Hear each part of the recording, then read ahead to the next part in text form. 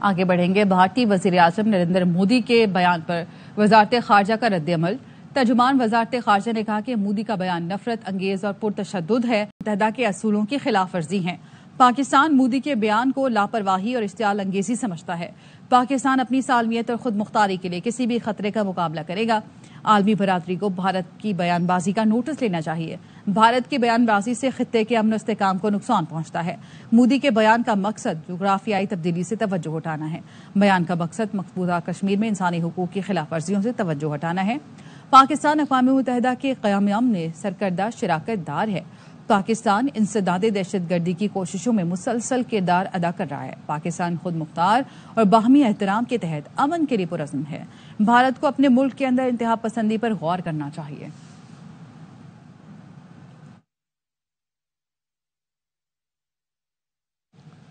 بڑی جگ ہسائی کے بعد بھی مودی کو عقل نہ آئی. دہشت گردوں کے مہا گرو کی پھر سے گیدڑ بھپکیاں. گجرات کے کسائی کا گجرات میں یہ منہ اور مسور کی دال کے مزدار. انوکھا خطاب، خیالی پلاؤ پکا ڈالا. کہا پاکستان سے آتنک ختم کرنے پاکستان کے نوجوانوں کو آگے آنا ہوگا. مودی 3 رافیل سمیت 6 طیاروں S-400 سسٹم کی تباہی بھول گیا.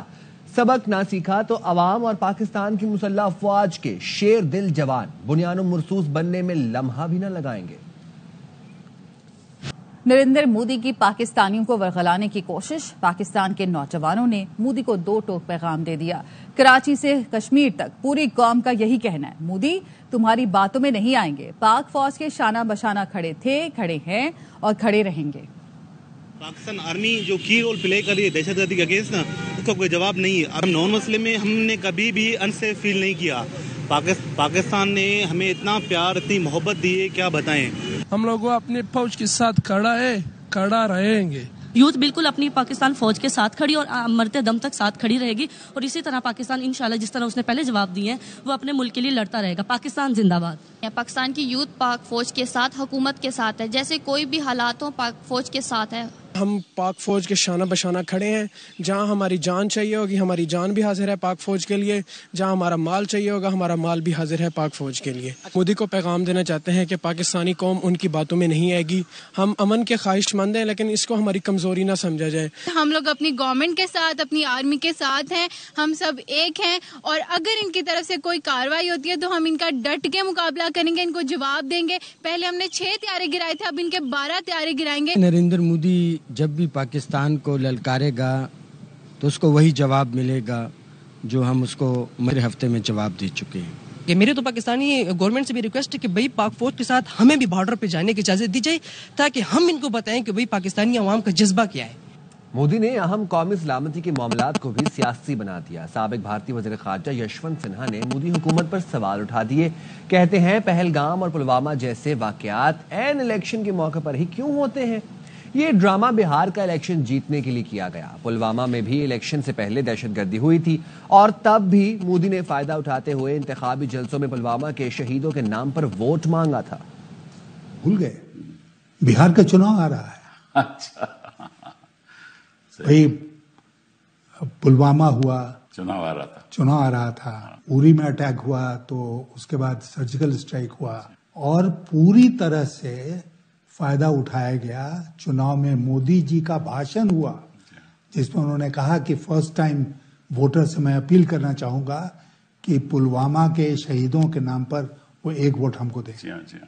اب بتائیے، نیشنل سیکیورٹی کے ایشو کو، پلوامہ کے شہیدوں کو پولیٹیسائز کر دیا.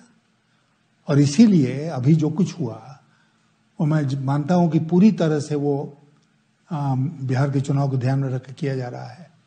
اور ابھی یہ جو ترنگا یاترا اور یہ سب لے کے بی جے پی خود کریڈٹ لینا چاہتی ہے. بی جے پی کے لوگ اب چالو ہو گئے ہیں یہ کہنے میں کہ صاحب دیکھو کتنا کمال کر دیا مودی جی نے. بھارتی تجزیہ کار اجے ساہنی نے بھارتی حکومت کی نااہلی اور بھارتی میڈیا کے جھوٹ کا پردہ فاش کر دیا. بھارتی چینل دی وائر کے میزبان کرن تھاپر نے سوال کیا، بھارتی میڈیا کا دعویٰ ہے پاکستانی ایئر فورس بیس 20% تباہ ہو چکی ہے، جس پر اجے ساہنی نے کہا کہ بھارتی میڈیا جھوٹ کی تشہیر کر رہا ہے. سچ یہ ہے کہ آپریشن سندور محض سیاسی شو تھا. Indian Express quite separately has claimed that 20% of Pakistan's Air Force infrastructure has been destroyed. Or is that a bit exaggerated? The very expression "a bit exaggerated" is a bit exaggerated. I mean, it's a ludicrous claim. So I think the first failure is quite simply a failure of competence. The second failure is also, I think, substantially a failure of responsibility, because we didn't enter into this with the seriousness it deserves. So we're saying that the political handling of Operation Sindoor was incompetent and irresponsible. Absolutely. I have no doubt about it. Is this insatiable hunger for publicity? Everything that is done must be claimed, must be displayed. And that is the gravest weakness of this government. Bharat में opposition leader Rahul Gandhi ने भारतीय खारजा policy पर भी सवालात उठा दिए। कहा भारत की खारजा पॉलिसी मुकम्मल तौर पर नाकाम हो गई। एक्स पर मजीद लिखा, पाकिस्तान के खिलाफ किसी मुल्क ने साथ नहीं दिया। वज़ीर खारजा जयशंकर के इंटरव्यू पर तनकीद करते हुए पूछा, पहलगाम वाक़े के बाद पाकिस्तान की मजम्मत में किसी एक मुल्क ने भी भारत की हिमायत क्यों नहीं की? अमरीकी सदर से दोनों ममालिक के दरमियान सालिसी के लिए किसने कहा? भारत में मुसलमान होना जुर्म बन गया। उत्तर प्रदेश के शहर अलीगढ़ में हिंदू इंतहा पसंदों ने 4 मुसलमानों पर हमला कर दिया। हमलावरों ने मुतासरीन को गाड़ी से निकाला और ईंटों, डंडों, सरियों से मारा पीटा। इंतहा पसंदों ने न सिर्फ गाड़ी को जलाया बल्कि मोबाइल फोन और नकदी भी लूट ली। मुतासरीन का कहना है कि भैंस का गोश्त ले जाने पर इंतहा पसंदों ने हमला किया, जबकि ये भारतीय कानून की खिलाफ वर्जी नहीं। हमले की वीडियोज में देखा गया कि मौके पर मौजूद पुलिस एहलकार खामोश तमाशाई बने रहे। अमन की खातिर भारत से बातचीत के लिए तैयार हैं। जारियत होगी तो ऐसे ही दिफा करेंगे जैसा कुछ दिन पहले किया था। वज़ीर आज़म शहबाज शरीफ ने खबरदार कर दिया। ईरानी क़यादत से मुलाकात में खित्ते की ताज़ा सूरत हाल पर तबादला ख्याल किया। आयतुल्लाह खमनाई से अहम मुलाकात में फील्ड मार्शल सैयद आसिम मुनीर भी शरीक थे। वज़ीर आज़म शहबाज शरीफ आज़रबाईजान और ताजिकिस्तान भी जाएंगे। पाकिस्तान अमन चाहता है। भारत के साथ मसला कश्मीर, पानी, तिजारत और दहशतगर्दी समेत तमाम मसाइल पर मुज़ाकरात के लिए तैयार है। भारत ने दोबारा जारहियत का रास्ता अपनाया तो भरपूर जवाब देंगे। वज़ीर आज़म शहबाज शरीफ की तेहरान में ईरानी सदर के हमरा press conference. We will work for peace through talks on the table, including Kashmir problem, water issue. We are ready to talk to promote trade, also counter terrorism if they are serious. But if they choose to remain aggressor, then we shall defend our territory and our country like we have done a few days ago. ईरानी सदर मसूद पज़ेश्कियान ने पाक भारत जंग बंदी का खैर मकदम करते हुए कहा, खित्ते की तरक्की और खुशहाली अमन से ही मुमकिन है। वज़ीर आज़म शहबाज शरीफ के दौरा ईरान के हौसला अफजा नताइज के लिए पुरुम्मीद है। वज़ीर आज़म शहबाज शरीफ ने ईरानी सुप्रीम लीडर आयतुल्लाह खामनाई से भी मुलाकात की। पाक भारत कशीदगी के दौरान पाकिस्तान की हिमायत पर शुक्रिया अदा किया। भारत की जारहियत और तौसी पसंदाना अज़ाइम से आगाह किया। ईरानी सुप्रीम लीडर को उम्मत मुस्लिमा की रहनुमाई का सतून करार दिया। कहा, पाकिस्तान ने हमेशा खित्ते में अमन और खुशहाली को तरजीह दी। शहबाज शरीफ ने ईरान की अमरीका से एटमी मुज़ाकरात में बसीरत की तारीफ की। ईरानी सुप्रीम लीडर ने इलाकाई इस्तेहकाम के लिए पाकिस्तान की कोशिशों को सराहा। पाकिस्तान की तरक्की और अमन के लिए दुआ की। अहम मुलाकात में फील्ड मार्शल सैयद आसिम मुनीर, नायब वजीर आजम इसहाक डार और मोहसिन नकवी भी शरीक थे। पाकिस्तान और ईरान के दरमियान वफूद की सतह पर मुज़ाकरात भी हुए। तिजारत, सरमायाकारी समेत मुख्तलिफ शोबों में ताउन बढ़ाने पर इत्तेफाक हुआ। दाखिला मोहसिन नकवी ईरानी शहर मशहद पहुंच गए। सूबा खुरासान के गवर्नर जनरल गुलाम हुसैन मुजफ्फरी ने उनका खैर मकदम किया। मोहसिन नकवी ने मशहद में हज़रत इमाम रजा के रोज़े पर हाजिरी दी। अमन सलामती, तरक्की और खुशहाली और खित्ते में इस्तेहकाम के लिए दुआ की। मोहसिन नकवी ने ईरानी हुकूमत का शुक्रिया अदा करते हुए कहा कि ईरान ने पाकिस्तानी ज़ायरीन के लिए खुसूसी इंतजाम किए।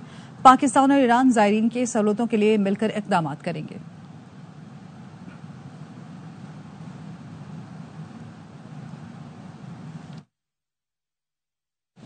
पीआईए की निजकारी में इजहार दिलचस्पी की दरखास्तों में 15 दिन की तौसीक कर दी गई। एक एलामिया के मुताबिक पीआईए की निजकारी के लिए दरखास्त अब 3 जून के बजाय 19 जून तक तलब की जाएंगी। ईद उल अजहा की छुट्टियों की वजह से इजहार दिलचस्पी जमा कराने वालों को मुश्किलात का सामना था। इजहार दिलचस्पी जमा कराने की तारीख में 15 दिन की तौसी सरमायाकारों की सहूलत के लिए है। ज़राए के मुताबिक निजकारी में कोई सूबाई हुकूमत हिस्सा नहीं ले सकती और न ही किसी मुल्क की हुकूमत के साथ बातचीत हो रही है। निजकारी के लिए मिडल ईस्ट में रोड शोज भी किया जाएगा। نجکاری ایئر لائن اور معیشت دونوں کے لیے بہتر ہے۔ PIA کی نجکاری سے قبل لندن کا روٹ بحال کیا جائے گا۔ PIA میں اب پہلے سے زیادہ منافع کی گنجائش ہے۔ قومی ایئر لائن کئی ماہ سے مسلسل منافع میں ہے۔ سینئر صوبائی وزیر سندھ شرجیل میمن سے ایشیائی ترقیاتی بینک کے اعلیٰ سطح کے وفد نے ملاقات کی۔ شرجیل میمن نے کہا ایشیائی ترقیاتی بینک کی جانب سے سندھ کے ٹرانسپورٹ سیکٹر میں دلچسپی خوشائند ہے۔ مستقبل الیکٹرک گاڑیوں کا ہے۔ سندھ حکومت الیکٹرک وہیکل سیکٹر میں غیر معمولی پیش رفت چاہتی ہے۔ ہماری حکومت پبلک ٹرانسپورٹ میں انقلابی تبدیلی کے لیے پرعزم ہے۔ ہم پاکستان کی پہلی الیکٹرک بس سروس کراچی میں شروع کر چکے ہیں۔ سندھ کے عوام کو جدید، سستی اور ماحول دوست سفری سہولیات دے رہے ہیں۔ غزہ میں صورتحال بد سے بدتر ہوتی جا رہی ہے۔ صہیونی فوج اسپتالوں کے ساتھ ساتھ اب اسکولوں کو نشانہ بنا رہے ہیں۔ معصوم بچے آگ میں زندہ جل کر شہید ہو رہے ہیں۔ 24 گھنٹوں میں 33 بچوں سمیت 81 فلسطینی شہید ہوئے۔ فلسطینیوں پر صہیونی مظالم کے خلاف دنیا بھر میں احتجاج میں پھر تیزی آنے لگی۔ جاپان کے دارالحکومت ٹوکیو میں ہزاروں افراد نے اسرائیلی سفارت خانے کے باہر دھرنا دیا۔ ناروے میں مظاہرین نے وزارت خزانہ کے آفس پر قبضہ کر لیا۔ حکومت سے اسرائیل کی امداد فوری روکنے کا مطالبہ کیا۔ جنوبی کوریا کے دارالحکومت سیول میں بھی فلسطینیوں کی حمایت میں ریلی نکالی گئی۔ سابق امریکی فوجیوں اور کارکنان نے غزہ میں بھوک سے اموات کا شکار ہونے والے بچوں سے یکجہتی کے لیے 40 روز بھوک ہڑتال شروع کر دی۔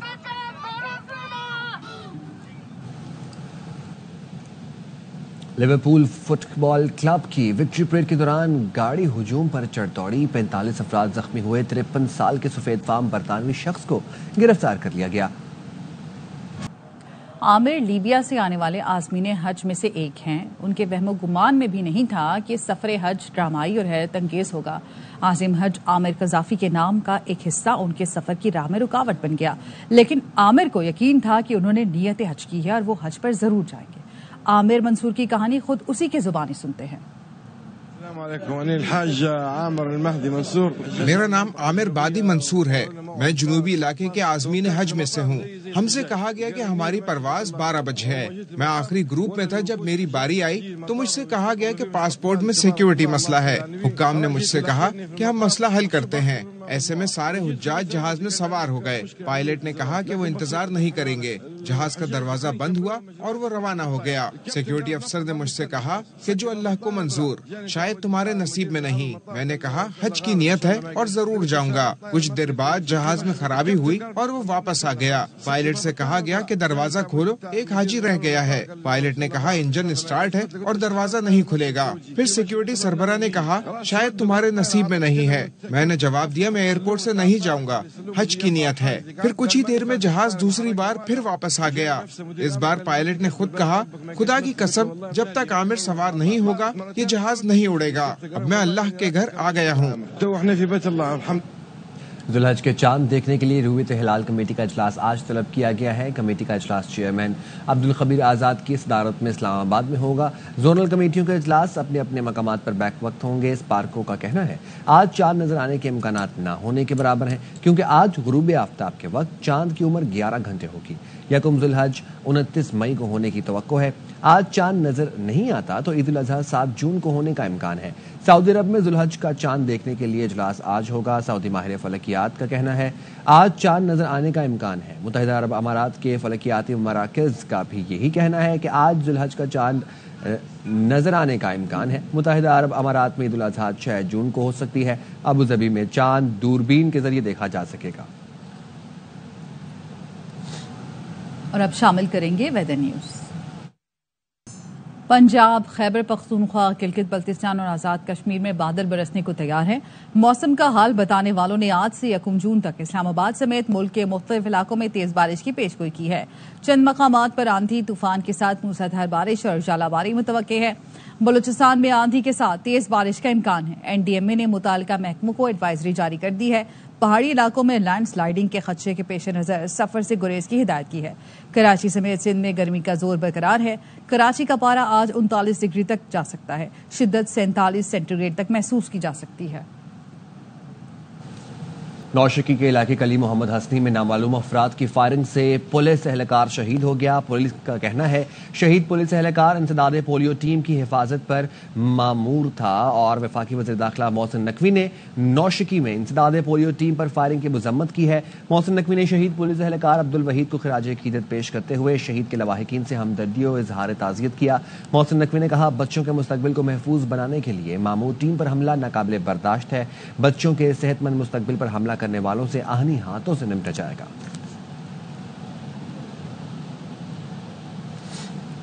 सुप्रीम कोर्ट के जस्टिस नईम अख्तर अफगान ने सवाल किया कि ट्रांसफर जजेस के लिए बुनियादी असूल क्या और कैसे तय किया गया। जस्टिस डोगर का लाहौर हाई कोर्ट में सीनियरिटी लिस्ट में 15वां नंबर था, इस्लामाबाद हाई कोर्ट में पहले नंबर पर आ गए। सीनियरिटी कैसे और किस असूल के तहत दी गई, जजेस ट्रांसफर के हवाले से कौन सा असूल अपनाया जाएगा, आइन खामोश है। जस्टिस सलाउद्दीन ने कहा जजेस दीगर हाई कोर्ट से ट्रांसफर होकर आए तो इस्लामाबाद हाई कोर्ट के चीफ जस्टिस सीनियरिटी तय करने के मजाज नहीं थे। जस्टिस मोहम्मद अली मजहर की सरबराही में 5 रुकनी आईनी बेंच ने जजेस ट्रांसफर केस की समाअत की। जुडिशल कमीशन इजलासों के मिनट्स ऑफ मीटिंग तलब कर लिए। जस्टिस नईम अख्तर ने कहा 17 जनवरी और 10 फरवरी के जुडिशल कमीशन इजलास के मिनट्स ऑफ मीटिंग दिए जाएं। बिलावल भुट्टो ने पीपल्स पार्टी केपी के सदर मोहम्मद अली शाह बाचा से टेलीफोनिक राबता किया। बिलावल ने रैली पर तशद्दुद से मुतालिक दरियाफ्त किया। बिलावल भुट्टो ने मोहम्मद अली शाह बाचा को पेशावर में रैली के इनेकाद पर शाबाश दी। बिलावल ने कहा हमारे पुरअमन एहतजाज से घबरा कर केपी हुकूमत ने आंसू गैस की शेलिंग की। केपी हुकूमत को अवाम से बराह रास्त टकराव की हिकमत अमली महंगी पड़ेगी। केपी हुकूमत की जानिब से करप्शन, बेरोजगारी से तंग अवाम पर पुरतशद्दुद काबिल मजम्मत है। अब सूबा बचाओ तहरीक का दायराकार खैबर पख्तूनख्वा के गली गली और कूचे कूचे तक फैलेगा। और अब शामिल करेंगे टेक न्यूज।